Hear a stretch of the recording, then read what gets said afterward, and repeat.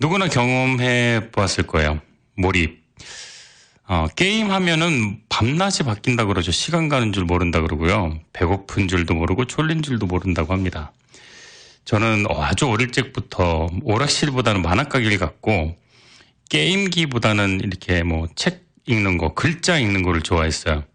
그렇다고 뭐 엄청나게 이렇게 모범생으로 살지는 않았지만 그냥 저는 다른 나쁜 짓도 많이 한 것 같은데 게임은 별로 흥미가 없더라고요. 게임이랑 카지노 이런 거는 저랑은 좀 이렇게 그게 안 맞는 것 같더라고요. 그런데 그걸 좋아하는 사람들 있으면은 정말 푹 빠지죠. 카지노에 가서도 정말 밤낮을 잊고 열정을 보이곤 합니다. 또 사랑에 빠진 사람은 어떡합니까? 완벽하게 몰입이 돼서 뭐 잠잘 때도 길 갈 때도 네, 상대방 이성 생각만 하게 되죠. 몰입하면 행복합니다. 아니요. 행복한 줄도 모르는 무라일체를 경험하게 되죠. 어떤 노승, 아주 염력이 뛰어난 어떤 그 정신적인 스승님만 경험하는 게 아니라 일반인도 무라일체, 몰입하는 단계에 인생에서 종종 빠지곤 합니다. 몰입을 하면 시공간을 초월해서 내가 몰입하는 그 대상 이외의 것들은 다 잊어버리게 되죠. 이 몰입감을 그렇다면요. 도박이나 뭐 카지노, 게임, 뭐 아니면 드라마, 웹툰, 영화 이런 놀이나 흥미가 아닌 생산적이고 효율적인 것에 접목이 된다면 어떨까요? 업무를 볼 때 몰입이 된다든지 해결되지 않은 난제에 도전하는 그 몰입, 또 공부에 몰입한다든지 게임하듯이 공부하면 네, 얼마나 행복할지요. 우리가 몰입했던 많은 일들을 떠올려 보면은요, 사실 우리 안에는 슈퍼맨이 숨어 있는 것 같은 경험 해본 적 있을 겁니다. 보통 그때로 나는 다시 못 돌아갈 것 같아. 야, 내가 무슨 정신으로 그렇게 했는지 모르겠어. 다시 하라면 난 절대 못하지?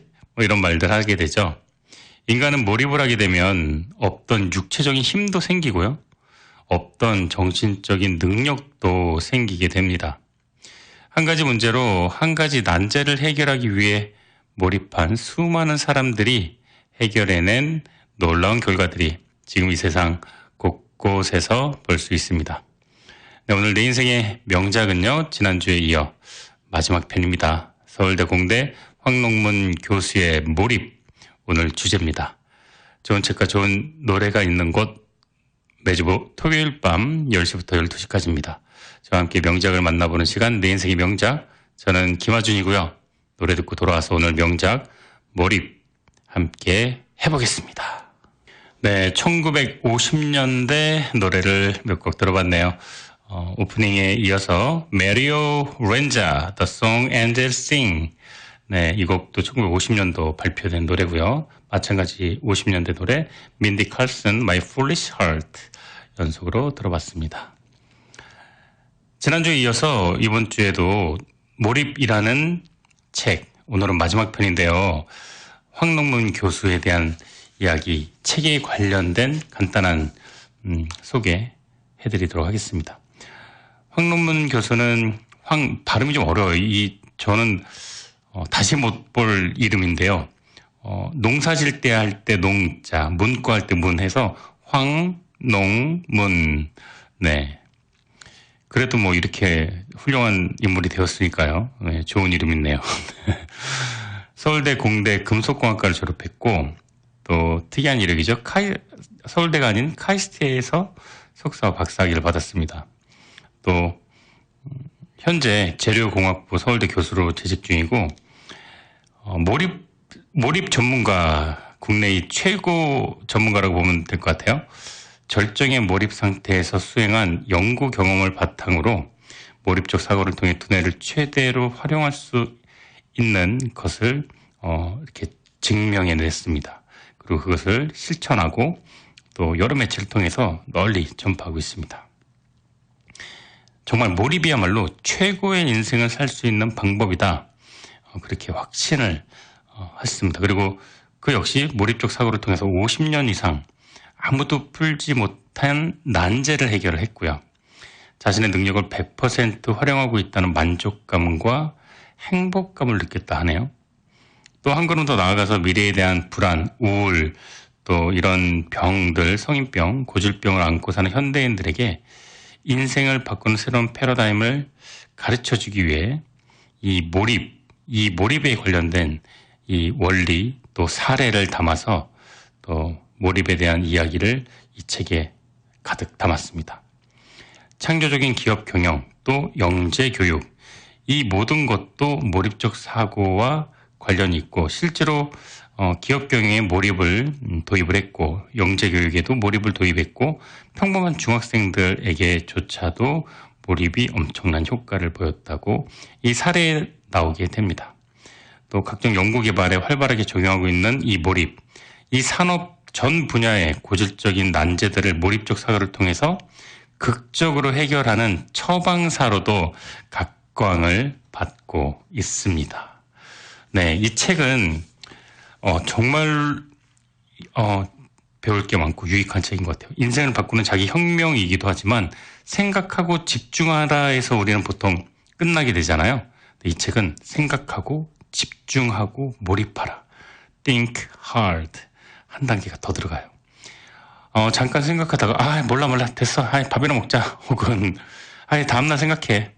혹은 이 정도 했으면 안 되면 안 되는 거야. 이런 말 우리 정말 많이 하죠. 그런데 황 교수님은 생각하고 또 생각하고 매달리고 또 매달려라. 하루, 이틀, 3일, 한 달, 2달. 그러다 보면 이 난제를 해결한 당신을 보게 될 것이다 라고 말을 합니다.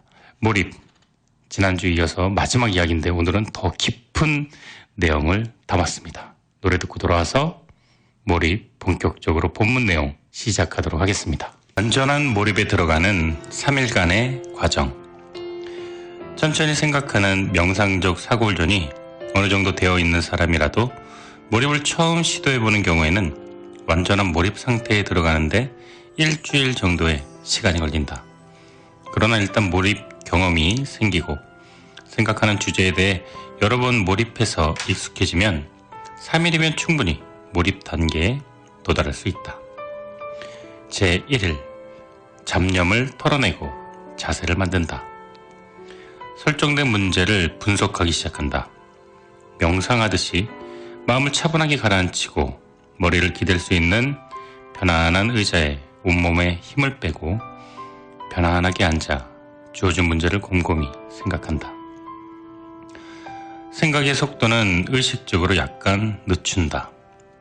전날은 이 문제를 생각하려고 해도 다른 잡념이 떠오르며 집중이 잘 되지 않는 것이 보통이다.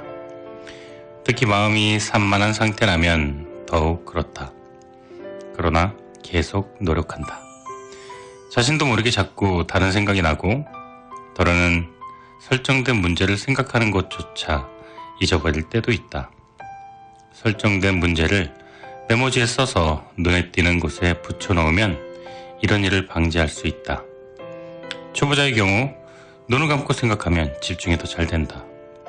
생각이 진전이 없어 지루하고 힘들더라도 차분하게 생각을 계속한다.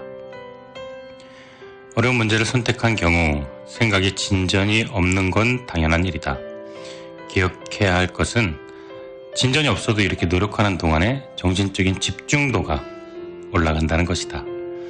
문제 해결에 전혀 진전이 없다고 느껴지지만 절대 그런 게 아니다. 몰입이 힘든 건 바로 집중된 정도가 눈에 보이지 않아서 진행되는 과정을 확인할 수 없기 때문이다. 이런 때에는 몰입 상태에 이르는 과정을 다른 가시적인 활동에 비유하면 도움이 된다. 모든 뇌세포 하나씩을 이 생각으로 채워간다고 생각하거나 정상에 오르는데 3일 정도 소요되는 등산에 비유하는 것도 효과적이다. 그런데 그 산이 약간씩 미끄러져 내려가는 산이라서 계속 노력하지 않으면 조금씩 집중도가 떨어짐을 명심해야 한다. 첫날은 평지에서 출발한 터라 워밍업이 되지 않고 머리가 산만한 상태이므로 가장 힘이 들고 괴롭다. 이땐 일어서서 왔다 갔다 생각해도 좋고 의자에 앉아 명상하듯 생각을 지나 완전히 잠이 드는 경우 종종 있다. 이때는 앉은 채 머리를 뒤로 기대고 잠이 들면 된다. 특히 잠이 부족한 경우에는 앉은 상태에서도 깊은 잠이 드는 경향이 있는데 잠이 부족하면 집중력이 떨어지기 때문에 잠은 충분히 자도록 한다. 생각하다가 기억하고 싶은 아이디어나 문제 해결과 관련되어 도움이 될 만한 사실이 떠오르면 즉시 노트에 기록한다. 첫날의 아이디어는 대부분 별로 도움이 안 되는 경우가 많다. 떠오른 아이디어가 유치하더라도 가능하면 적어둔다.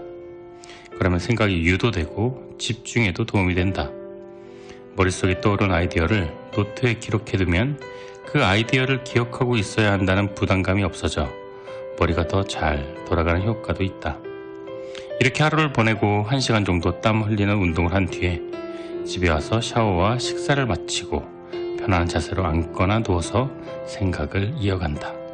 잠자리에 누워서도 내가 몰입된 그 생각을 하다가 잠이 들어야 한다. 제2일 아이디어가 움직이기 시작한다.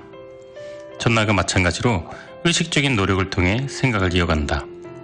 둘째 날은 첫날보다는 덜 힘들다. 잡념에 빼앗기는 시간이 줄어들면서 주어진 문제에 대해 생각하는 시간이 조금 더 길어진다. 아직도 지루하지만 첫날보다는 분명히 덜 지루하다. 둘째 날 오후나 저녁 때쯤 되면 주어진 문제와 관련된 사항들이 아이디어처럼 머리에 떠오른다.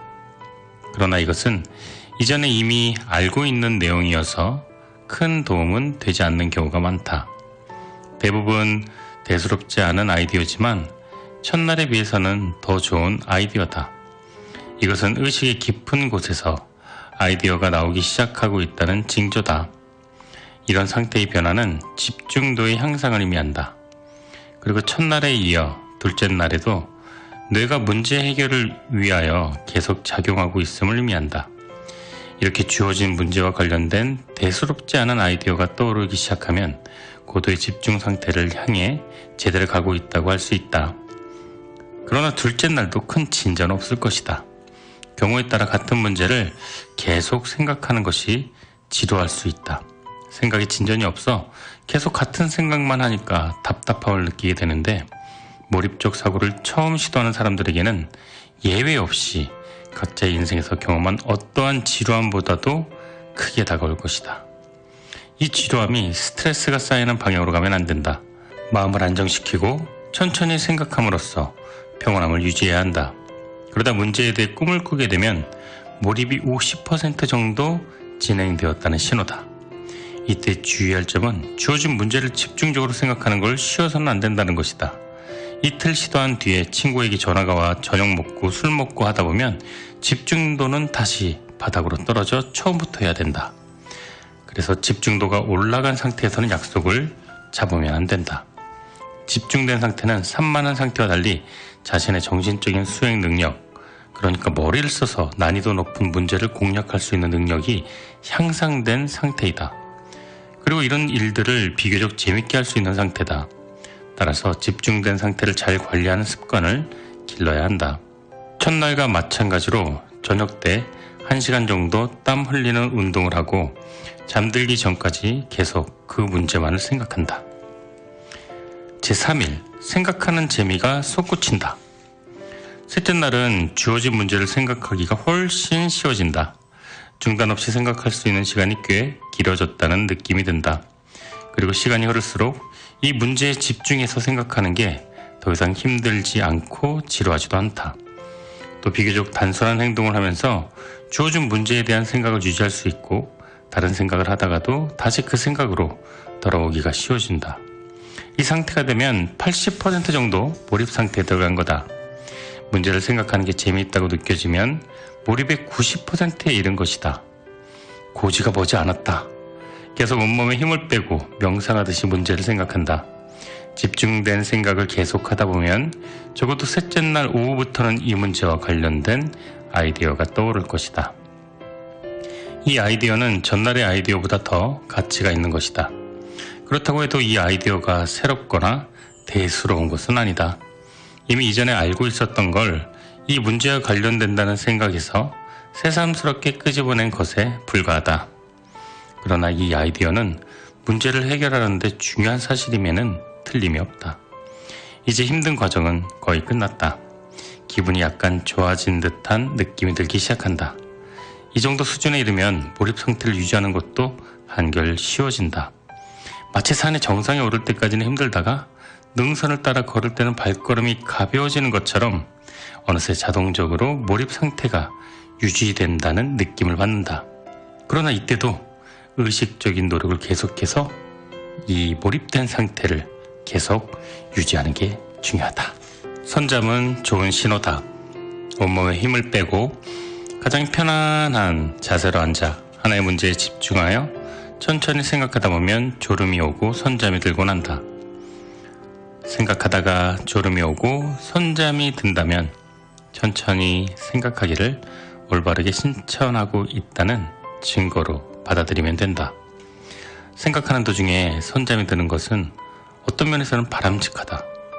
선잠 상태에서는 의식이 깊은 곳까지 문제에 대한 생각이 들어가게 되어 문제와 관련된 깊은 내면의 아이디어가 나오는 경우가 많기 때문이다. 선잠은 최면과 비슷하다. 까마득하게 잊어버린 사실을 최면 상태에서 기억해내는 것처럼 선잠에서는 장기 기억이 활성화된다. 선잠이 들었다가 깨면 그 문제에 대한 집중도가 불연속적으로 증가하는 느낌이 든다.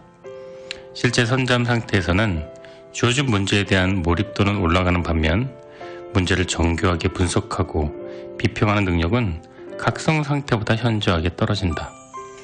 선잠 상태에서는 감정의 뇌나 장기 기억의 뇌가 활성화되어 각성 상태에서 집중하고 있던 생각이 선잠 상태에서도 이어지면서 아이디어가 생성되는 것으로 분석할 수 있다. 선잠 상태에서 주어진 문제를 계속 생각하다 보면 그 문제에 대한 강한 애착이 생기게 되고 이러한 상태가 오랜 기간 반복되면 가치관까지 변화하는 것을 느낄 수 있다. 선잠은 몰입 상태뿐만 아니라 몰입에 들어갈 때도 중요한 역할을 한다. 몰입을 시도하는 과정이나 몰입 상태에서 소파에 누워서 생각을 하고 있다가 아내와 이야기를 나누면 내가 방금 전에 잠을 자고 있었다 그런다. 나는 잠을 잔 게 아니라 생각하고 있었다고 얘기하지만 아내는 웃으며 분명 자고 있었다고 우긴다.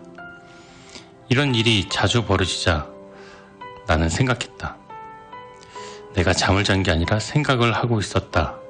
하지만 내가 코를 고면서 잤다는 것은 방금 전 상태에서의 그 기억을 차분하게 더듬어 보면 나는 그 소리를 들었고 하지만 코 고는 소리도 들었지만 생각도 하고 있었다는 이중적인 상황이 발생한 것이다. 이처럼 나는 생각하고 있는데 주변 사람들은 잠을 잤다고 하는 게 선잠이다. 문제에 몰입하다가 경험하는 것이다. 어떤 문제를 오랜 시간 생각하면 그렇게 된다. 그러다 다시 의식이 돌아오고 의식이 돌아올 때도 그 문제를 생각하기 때문에 선잠이 들기 전과 선잠이 든 후에 다시 의식이 돌아온 후까지 몰입은 이어진다.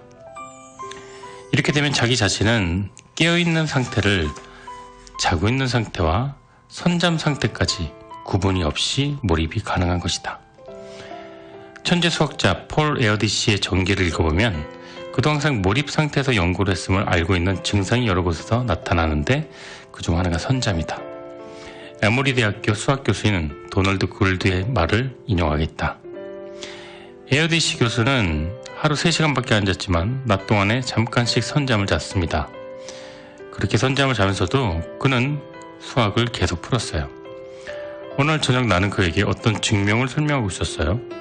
그런데 그가 조는 거예요. 그래서 관심이 없나 보다 생각하고 설명을 중단했죠.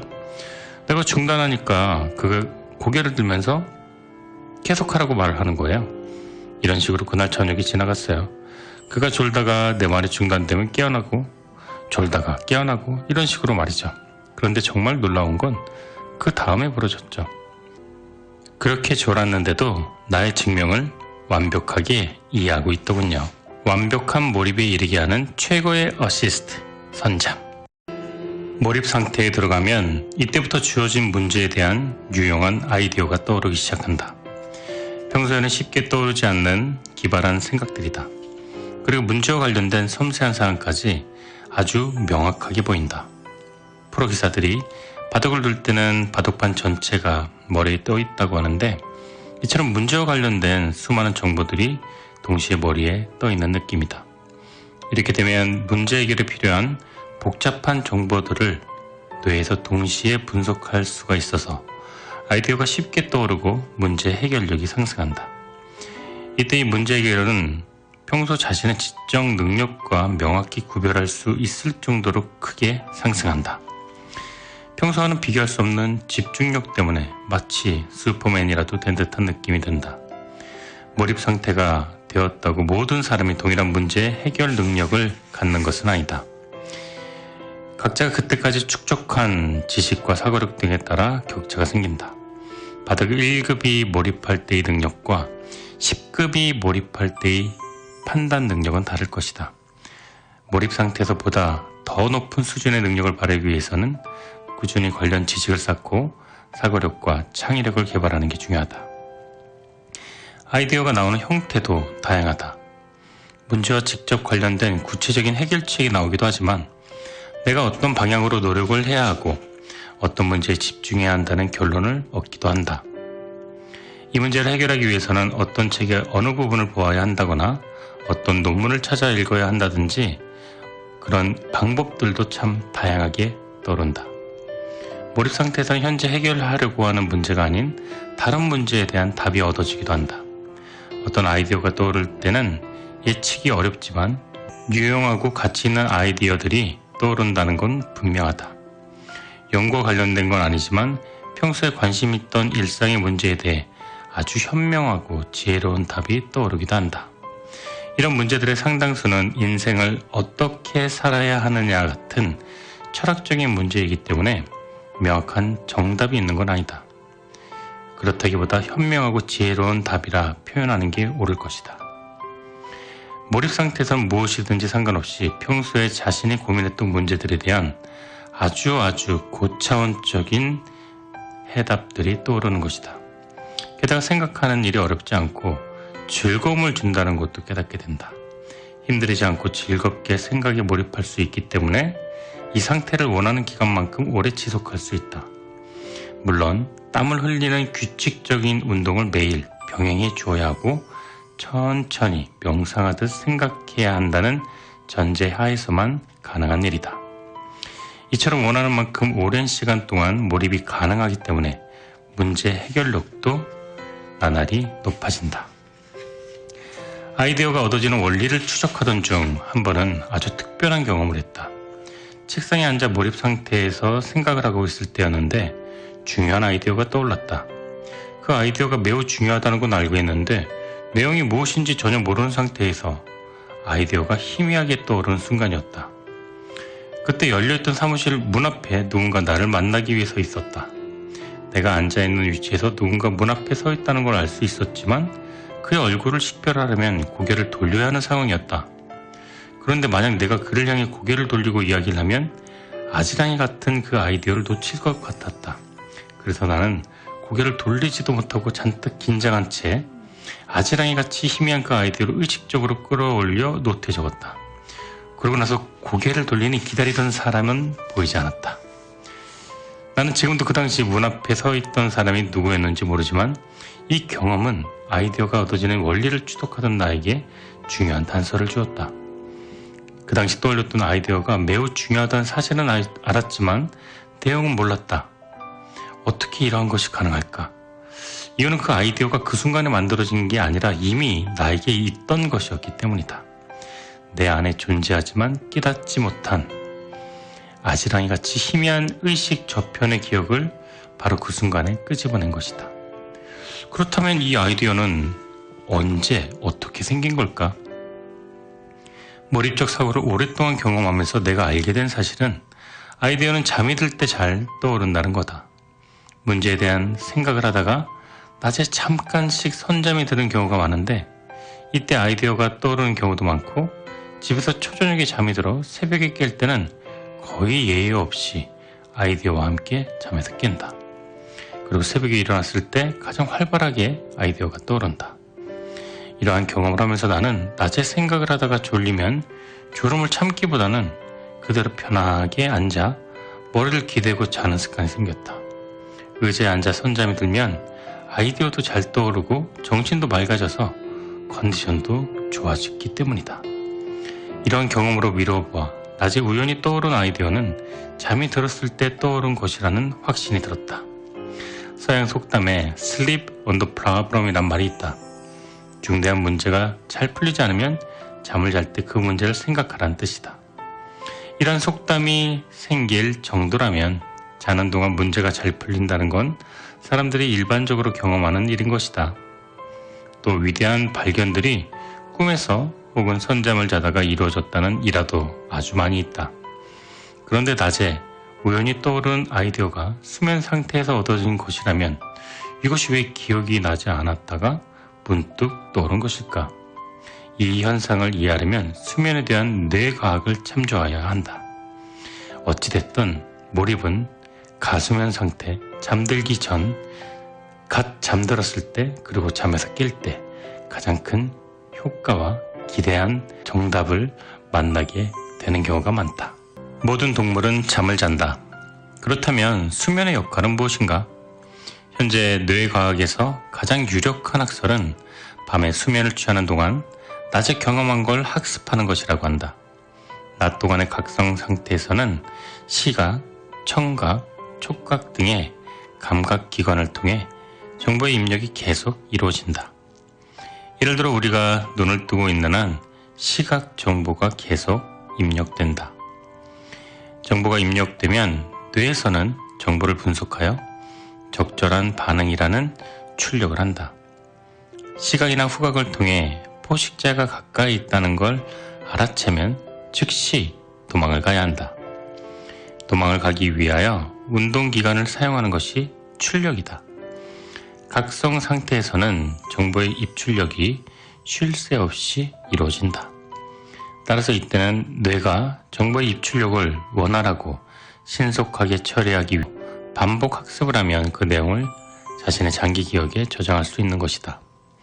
그러니 몰입 기간에는 오로지 주어진 문제만을 반복하여 생각해야 한다. 그러면 해마는 그 문제를 푸는 게 매우 중요하다고 받아들여서 장기 기억에 저장할 것이다. 몰입 상태에서는 매일 그 문제만을 생각하기 때문에 계속 그 문제가 장기 기억에 저장될 것이고 결국 신체는 이 문제를 푸는 것을 목숨이 걸린 것만큼이나 중요하게 여기게 된다. 몰입은 즐거움과 특별한 감정을 동반하는 놀라운 경험이다. 몰입 상태에 이르면 즐거움과 쾌감이 증폭되어 온몸을 감싸게 되는데 특히 일주일 이상 몰입이 유지되면 쾌감에 도취되어 있는 듯한 느낌에 사로잡힌다. 무엇보다 주어진 문제를 머릿속에 품고 있기를 몇 주간 지속하다 보면 열애하는 것 같은 감정 상태에 이르게 된다. 평소와는 달리 몸이 약간 흥분되어 들떠있고 풀려고 하는 문제와 관련된 문헌을 읽거나 단어만 들어도 흥분이 된다. 물론 문제 해결에 대한 진전이 없고 새로운 아이디어가 떠오르지 않으면 지루함을 느낄 때도 있지만 그 뒤에 새로운 돌파구나 아이디어가 떠오르면 더 강렬한 흥분을 느끼게 된다. 이 순간 문제 해결 활동은 흥미진진한 게임이 된다. 이렇게 재미있는 일을 하면서 월급을 받아도 되나? 남부러울 곳 없다는 말을 이럴 때 사용하는구나. 이런 생각이 절로 든다. 하루하루 순간순간 감격으로 채워지고 가슴 깊은 곳에서 뭐라 설명하기 어려운 고요한 행복감이 밀려온다. 이런 감정은 특히 새벽에 더 잘 나타나는데 새벽에 혼자 일어나 주어진 문제에 몰입하다 보면 세상은 모두 잠들어 조용한데 이 광활한 우주에 이 문제와 이 문제를 생각하는 나 오로지 둘만 존재한다는 느낌이 들곤 한다. 자신이 도달할 수 있는 최대의 집중 상태에서 문제 해결을 하기 위해 최선을 다하고 있다는 충만감이 전해지는 것이다. 이때는 내가 그토록 바라던 최대의 지적 능력이 발휘되고 있고 자아 실현을 하고 있다는 더할 나위 없는 만족감이 느껴진다. 이보다 더 좋을 수 없다는 느낌이 들고 평소 자신의 능력보다 훨씬 높은 지적 능력이 발휘되고 있다는 사실 때문에 감격에 가까운 만족감을 얻는다. 태어나서 처음으로 맛보는 듯한 벅찬 행복감이 가슴속 깊은 곳에서 밀려온다. 이렇게 행복감이 충만해지면 해결하려는 문제가 대단히 어려워도 해결할 수 있다는 자신감과 확신이 든다. 자신감이 생기는 근거는 알 수 없지만 그 문제를 풀 수 있다는 확신만은 아주 명확하다. 제 아무리 복잡하고 머리 아픈 문제라도 머지않아 풀릴 것이라는 생각이 들고 세상의 어떤 문제도 풀 수 있다는 자신감이 넘쳐난다. 실제 이런 자신감과 확신은 문제를 해결하는데 매우 중요한 역할을 한다. 만약 문제에 대한 자신감이 없거나 다른 일도 많은데 풀리지 않을 문제로 호송세월을 보내고 있다는 생각이 들면 문제 풀기를 포기하고 말 것이다. 자신감과 확신은 문제를 계속 생각할 수 있게 하는 동력이 되는 것이다. 더욱 좋은 것은 몰입은 하루 종일 주어진 문제만 생각하는 매우 강도 높은 사고활동인데도 며칠, 몇 주, 몇 달이 지나도 부작용이 없다는 거다. 피로가 누적되지도 않고 실증나지도 않는다.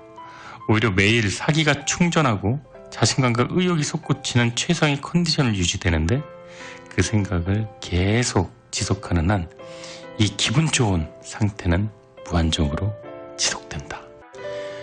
고도의 몰입에 이르는 순간 당신은 최고가 된다.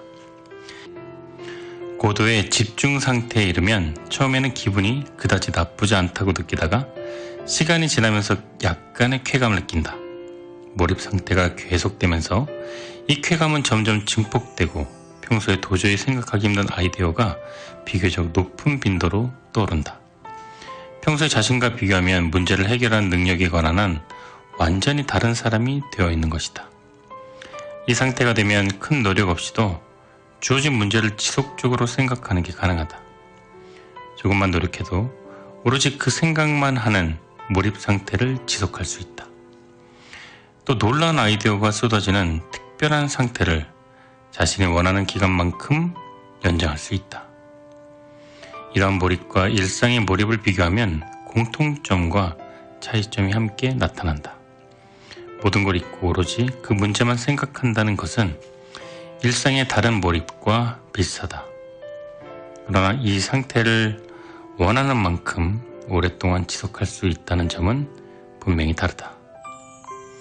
테니스나 골프를 칠 때도 몰입을 하지만 그 몰입은 지극히 순간이다. 하지만 사고에 의한 몰입은 그 문제를 생각하는 한 끝없이 지속된다. 특히 온몸에 힘을 빼고 편안한 자세에서 천천히 생각할 때 그때 지치지 않고 몰입 상태가 오랫동안 유지된다. 이 상태에서는 아이디어가 나오면 약간의 흥분이 동반되므로 잠자리에 들 때 아이디어가 떠오르기 시작하면 잠을 이루지 못하는 일이 많다. 그러다 무리하기 쉬운데 그렇게 소중하게 느껴지는 아이디어나 영감이 계속 떠오르고 문제를 생각하는 것 자체가 쾌감을 유발하니까 벗어나기 어렵게 된다. 하지만 이런 상황이 계속되면 육체나 정신적으로 문제가 생길 수 있으니까 조절을 해야 한다. 그러기 위해서는 반드시 일상에서 땀을 흘리는 규칙적인 운동이 병행돼야 한다. 이런 상태는 여러 가지 면에서 일종의 종교적인 몰입으로 보이기도 하는데 이 최고의 상태에서 뇌의 활동은 놀라울 정도로 향상돼서 평소 자기 능력으로 생각할 수 없었던 아이디어들이 떠오른다. 어떻게 내가 이런 생각을 해낼 수 있을까라는 의구심이 들 정도로 뛰어난 영감들이 반복되어 떠오른다. 전혀 생각지 못했던 새로운 아이디어가 떠오르고 자신감이 솟구치기 시작하면 풀리지 않는 문제가 거의 없다. 일단 몰입에 돌아가면 그 문제를 자신이 해결할 수 있다는 자신감이 커진 나머지 엄청난 확신이 든다.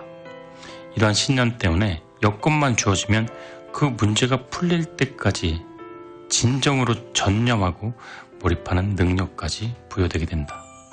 이 우주에 문제와 나만 존재한다는 인간이 할 수 있는 최대의 집중된 상태의 감정은 명상이나 선을 하는 사람들이 집중하는 대상에 대해 일체감을 느끼는 상태와 비슷하다.